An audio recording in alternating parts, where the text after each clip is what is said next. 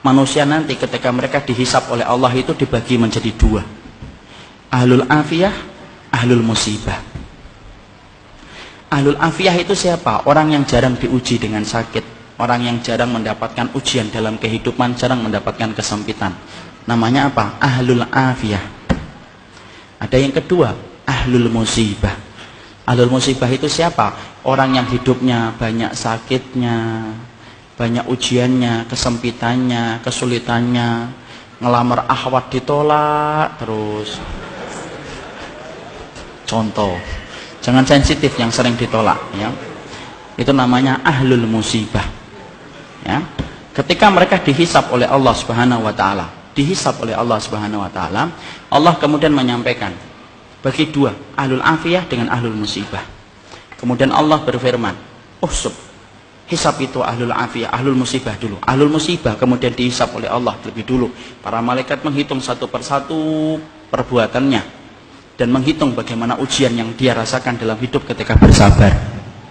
Kemudian para malaikat setelah mendapati semuanya selesai, mereka lapor sama Allah, "Ya Allah, ahlul musibah tidak tersisa dari dosanya kecuali sedikit, dan mereka mendapatkan pahala yang besar karena mereka bersabar atas segala musibah yang Kau berikan dalam kehidupan di dunia." Antum tahu? Allah kemudian berfirman, "U'tuhum salasan." Kasih mereka 3 perkara. Khairan, manzilah, dan afiyah.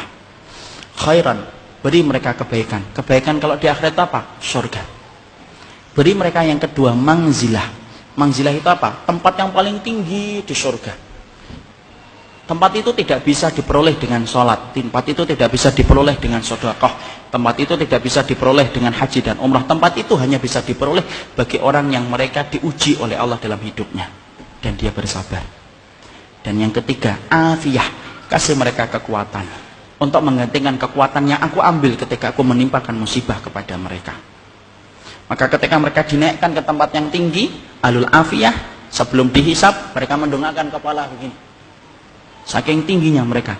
Dan ketika mereka melihat kedudukan ahlul musibah semacam itu, mereka sebelum dihisap berkata kepada Allah, "Ya Allah, kalau kami ngerti di balik setiap ujian seberat ini Engkau mengganti setiap kesulitan mereka, tolong ya Allah hidupkan kami lagi, lalu kasih kami ujian, potong-potong daging kami, daging-daging yang kecil, kami sabar untuk merasakan itu sampai mati, supaya kami mendapatkan 3 yang Kau janjikan kepada ahlul musibah saudara-saudara kami." Nanti sabar. Orang akhi, kalau semuanya digampangkan untuk kita, justru kita bingung dari mana kita mendapatkan pahala kesabaran. Saya pernah belajar kesabaran dari ibu saya. Maaf, saya tidak bermaksud mensucikan siapapun di hadapan Allah. Saya punya seorang ibu dengan 2 tanggungan berat selama seumur hidupnya beliau. Kakak pertama saya Down syndrome, cacat mental. Kakak yang kedua saya Down syndrome, cacat mental. Tingkat yang keempat, paling parah. Makan harus disediakan, mandi harus dimandikan, berpakaian harus dipakaiankan. Dan itu dilakukan oleh beliau seumur hidupnya sampai beliau meninggal dunia di hari Senin. Ahadnya sore masih memandikan kakak saya. Malamnya beliau terkena serangan jantung, meninggal dunia di tengah malam. Maka beliau, saya pernah tanya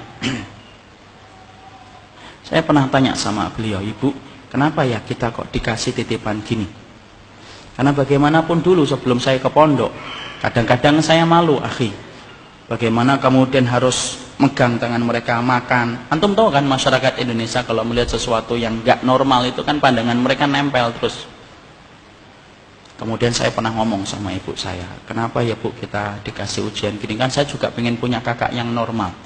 Ibu saya itu ngomong satu kata, tapi saya ingat betul, "Nak, kadang-kadang tobat belum tentu nasuha. Kadang-kadang istighfar belum tentu khusyuk ketika kita istighfar.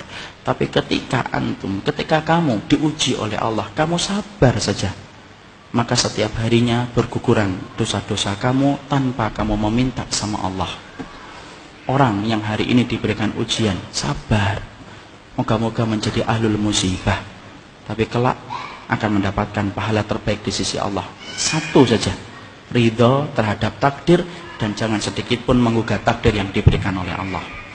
Semoga Allah, siapapun akhi, antum apabila punya anak autis, ada yang Down syndrome, maaf ya, jangan merasa malu Saya sampaikan jangan merasa malu. Itu titipan surga, akhi.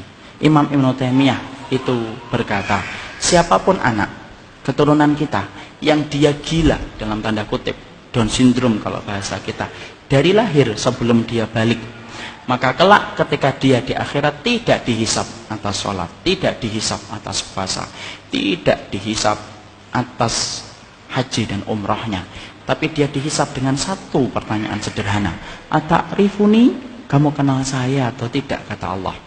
Dan kalau mereka kenal, mereka semuanya akan mengatakan, kenal engkau adalah engkau pencipta ya Allah. Maka Allah masukkan mereka ke surga tanpa hisab. Jadi pada dasarnya, siapapun hari ini yang dititipi dengan amanah yang berat ini, pastikan itu tabungan bapak, itu tabungan ibu, itu kakak antum di surga, itu adik antum di surga. Jangan menyanyiakan. Mereka hanya sebentar di dunia merasakan sakit, tapi balasannya kontan di akhiratnya. Jangan nistakan mereka, jangan dibentak-bentak, jangan kemudian antum nistakan. Mereka juga kalau mau milih, mereka juga nggak akan mau mendapatkan perlakuan yang semacam itu. Tapi hidup itu kan bukan pilihan, akhi. Hidup itu bukan pilihan. Mereka kalau milih juga nggak mau menjadi Down syndrome. Mereka juga nggak mau menjadi autis. Itu titipan sama Allah. Tolong jangan merasa malu sampai antum taruh dia di kamar ketika tamu datang supaya tamu antum tidak melihat mereka. Kok gitu sama penduduk surga yang dititipkan? Allah nitipkan itu kepada kita karena Allah tahu kita mampu. Buktikan kalau kita mampu, kalau kita mendapatkan titipan itu. Makanya saya pernah nangis, akhi, ketika pada waktu kelas 3 SMP, ibu saya sedang nyisir kakak saya. Nyisirin habis mandiin, disisirin gitu. Ibu saya itu bilang komentar kepada kakak saya. Padahal ibu nggak ngerti saat itu. Ibu sembari nyisir beliau ngomong, nak nanti kalau kamu ke surga, ingat bapak ya, ingat ibu, ingat adikmu. Kamu sabar, kamu harusnya laki-laki itu memangnya di luar, punya motor, punya hobi.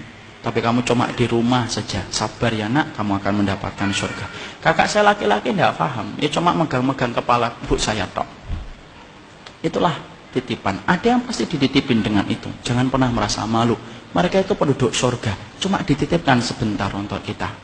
Barakallahu fikum. Semoga kita kalau menjadi ahlul afiyah yang mendapatkan ridhanya Allah.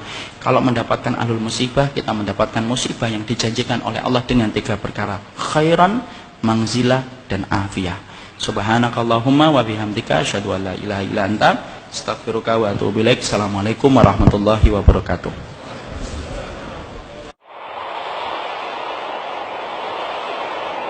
Ammar TV.